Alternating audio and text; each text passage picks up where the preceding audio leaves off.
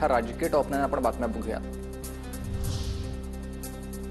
अर्थसंकल्पीय अधिवेशनाच्या पूर्वसंध्येला सह्याद्री अतिथीगृहावर मंत्र्यांचं चहापान, कोकाटे मुंडेंच्या राजीनाम्याची मागणी करत विरोधी पक्षाकडून चहापानावर बहिष्कार। तर उद्यापासून राज्याच्या अर्थसंकल्पीय अधिवेशनाला सुरुवात होणार आहे।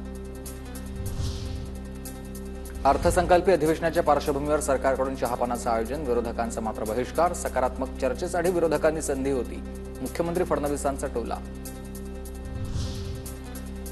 चहापानाच्या कार्यक्रमावेळी अजितदादांनी धनंजय मुंडेंसोबत बोलणं टाळलंय। मंत्री धनंजय मुंडेंचा अजित पवारांसोबतचा बोलण्याचाच प्रयत्न, मात्र अजितदादा न बोलताच पुढे गेले।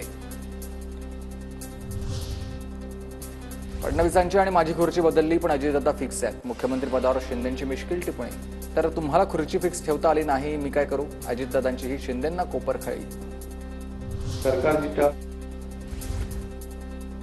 छत्रपती शिवाजी महाराजांचा अवमान करणाऱ्यांना आम्ही वाचवणार नाही। महाराजांविषयी कोणी चुकीचं बोललं तर सहन करणार नाही। आम्ही शिवरायांचे मावळे, त्यांनी दाखवलेल्या मार्गावरच आम्ही चालतोय, देवेंद्र फडणवीसांचा इशारा।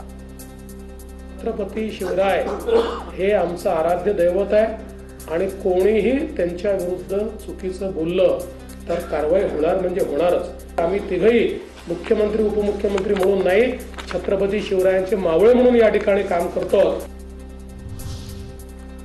ठाण्यात दोन्ही शिवसेनेचे कार्यकर्ते आमनेसामने। ठाकरेंच्या शिवसेनेच्या नेत्यांनी आनंद दिघेंना अभिवादन केल्यानंतर शिंदेंच्या नेत्यांकडून स्मारकाला दुग्धाभिषेक करण्यात आलाय। आनंद आश्रम परिसरामध्ये जोरदार घोषणाबाजी करण्यात आली आहे।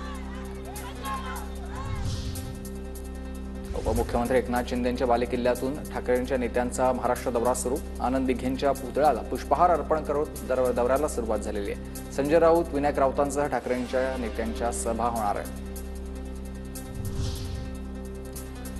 भुंकणाऱ्या प्राणांकडे लक्ष द्यायचं नसतं, आम्हाला रोखणारी अवलाद ठाण्यात काय महाराष्ट्रात जन्माला आली नाही।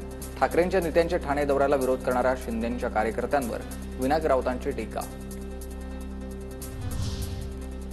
ठाण्यात दोन्ही शिवसेनेचे कार्यकर्ते आमनेसामने। ठाकरेंच्या शिवसेनेच्या नेत्यांनी आनंद दिघेंना अभिवादन केल्यानंतर शिंदेंच्या नेत्यांकडून स्मारकाला दुग्धाभिषेक। आनंद आश्रम परिसरात घोषणाबाजी।